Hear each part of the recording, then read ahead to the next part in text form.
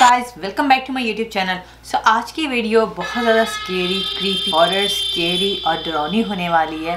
Because आज की video में मैं आपके साथ एक ऐसी स्टोरी शेयर करने जा रही हूँ जो कि है ब्लडी मैरी की। आप में से बहुत सारे लोग शायद ये स्टोरी जानते हो। आप में से काफ़ी सारे लोग शायद ये जानते हो कि हु इज़ ब्लडी मैरी, अगर उन्होंने यूट्यूब पे इसकी वीडियो देखी हुई है। तो अगर आप नहीं जानते तो इट्स ओके, बिकॉज मैं इस वीडियो में आपसे ब्लडी मैरी की स्टोरी शेयर करने वाली हूँ और ये भी बताऊंगी कि ये स्टोरी फेक है या रियल है। बिना देर किए जल्दी से वीडियो को स्टार्ट करते हैं। गाइस, ये जो ब्लडी मैरी की कहानी है ये बिल्कुल रियल है, ये कोई फेक नहीं है, क्योंकि ये कोई वैसी कहानी नहीं है जो किसी स्टोरी बुक से ली गई है। इस कहानी का जिक्र वर्ल्ड हिस्ट्री में है। इवन आप अगर गूगल पे सर्च करें तो गूगल सर्च में भी आपको ये स्टोरी मिल जाएगी। और ये जो कहानी है ये बहुत पुरानी कहानी है। ये कहानी स्टार्ट होती है 1509 में। 1509 में एक इंग्लैंड का बादशाह जिसका नाम हेनरी 8 था। तो उस जमाने में बादशाह लोग बहुत सारी शादियां करते थे।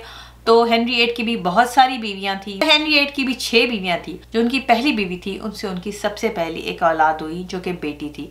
तो उन्होंने उसका नाम मैरी रखा। मैरी पैदा होने के बाद से ही कुछ रीजन की वजह से अनलकी समझी जाती थी, अपनी फैमिली के लिए मजबूर समझी जाती थी। उसको ऐसा समझा जाता था कि वो अपनी फैमिली के लिए कर्ज है। बातों की वजह से मैरी के जो फादर थे वो उससे बिल्कुल प्यार नहीं करते थे। इवन उसकी अम्मी भी उससे बिल्कुल प्यार नहीं करती थी। हेनरी को बचपन से ही ना अपने माँ का और ना अपने बाप का प्यार मिला, जिसकी वजह से उसके अंदर बचपन से ही बहुत ज़्यादा गुस्सा पैदा हो गया, बहुत ज़्यादा नफरत पैदा हो गई।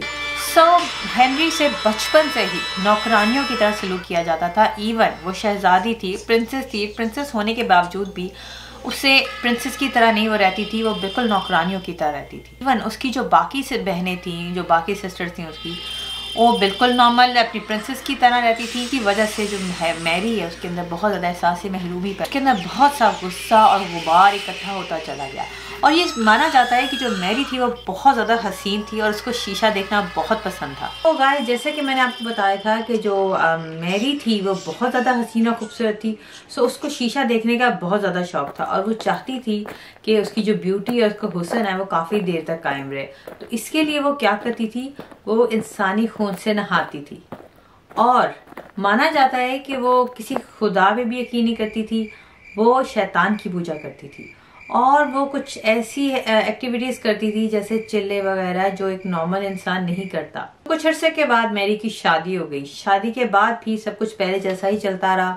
शादी के बाद कुछ अरसे के बाद मैरी प्रेग्नेंट हो गई। शी वॉज सो हैप्पी कि उसका बेबी होने वाला है। 9 मंथ के बाद जब उसकी डिलीवरी का टाइम आया, जो डॉक्टर उसकी डिलीवरी कर रहा था तो उस डॉक्टर ने बताया कि डिलीवरी के वक्त कोई बच्चा था ही नहीं, यानी कि मैरी प्रेग्नेंट हुई ही नहीं थी।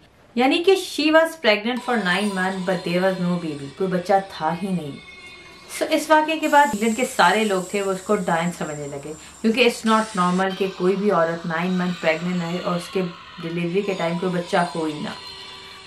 तभी मैरी को ये रियलाइज हुआ, इसको एहसास हुआ कि जिस शैतान की वो पूजा कर रही थी तो वो शैतान बलि के तौर पे उसके बच्चे ले रहा है। तो इसी वजह से उसके बच्चे गायब हो रहे हैं। कुछ अरसे के बाद दोबारा प्रेग्नेंट हुई और इस दफ़ा भी वही स्टोरी रिपीट हुई कि 9 मंथ के बाद कोई बच्चा था ही नहीं। मैरी बहुत ज़्यादा डिप्रेस हुई, लेकिन उसको आहिस्ता आहिस्ता ये रियलाइज़ हुआ कि शायद ये वही शैतानी कुव्वत है जिसकी वो पूजा कर रही है, जो उसके बलि के तौर पर उसके बच्चे ले रहा है। तो इस वाक़े के बाद मैरी बहुत ज़्यादा डिप्रेशन में चले गई। और जैसा कि आपको मैंने बताया था कि इंग्लैंड के लोग उसको डायन कहने लगे थे और उनको ये भी पता था कि ये शैतान की पूजा करती है और ये इंसान के खून से नहाती है। तो इस वजह से जो इंग्लैंड के लोगों ने उसको ब्लडी मैरी कहना शुरू कर दिया। वो इंग्लैंड में ब्लडी मैरी के नाम से मशहूर हो गई। इस इंसिडेंट के कुछ अर्से के बाद मैरी की डेथ हो गई।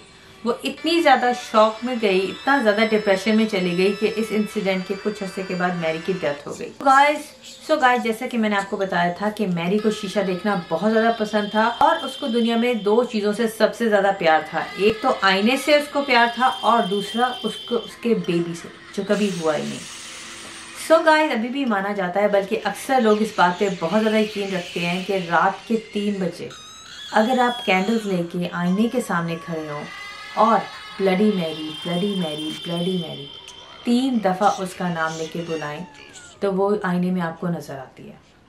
और जैसे कि आपको मैंने बताया है कि वो बहुत ज़्यादा हसीन और खूबसूरत थी, लेकिन जब आईने में वो आपको नज़र आती है तो वो वाली हसीन और खूबसूरत लड़की नहीं होती। वो बहुत ज़्यादा खौफनाक और डरावनी शक्ल में आती है, ऐसी चुड़ैल जिसको देख के इंसान डर जाए। और ये भी कहा जाता है कि अगर 3 दफ़ा ब्लडी मैरी कहने से रात के 3 बजे वो नहीं आपको नज़र आती, तो अगर आप ये कहें मैं bloody Mary I stole your baby, यानी कि मैंने तुम्हारा बच्चा चुराया है, तो वो लाजमी आपको नज़र आती है। लाखों लोग इस चीज़ को मानते हैं और बहुत सारे लोगों ने इस चैलेंज को किया है और उन्हें बहुत सारी पैरानॉर्मल एक्टिविटीज़ महसूस की हैं और वो इस चीज़ को मानते हैं कि ब्लडी मैरी रात को 3 बजे आईने में नज़र आती है। शुरू में मैंने भी इस कहानी को यकीन नहीं किया था, लेकिन कहानी वर्ल्ड हिस्ट्री में है और आप गूगल पे भी सर्च कर सकते हैं। सो ये कहानी 100% ट्रू है। और गाइस बेसिकली ये कहानी आपको सुनाने का मकसद मेरा ये था कि आपको ये कहानी पता चल सके, क्योंकि मेरी आने वाली वीडियो में I am going to do this challenge at 3 AM। So let's see, because पहले मेरी वीडियो में मैंने कुछ हॉन्टेड नंबर्स पे कॉल किए थे, लेकिन मुझे कोई भी नंबर नहीं मिला। सो लेट्स ट्राई दिस कि इस बार क्या होता है। आई विश कि मुझे ब्लडी मैरी नज़र ना आए।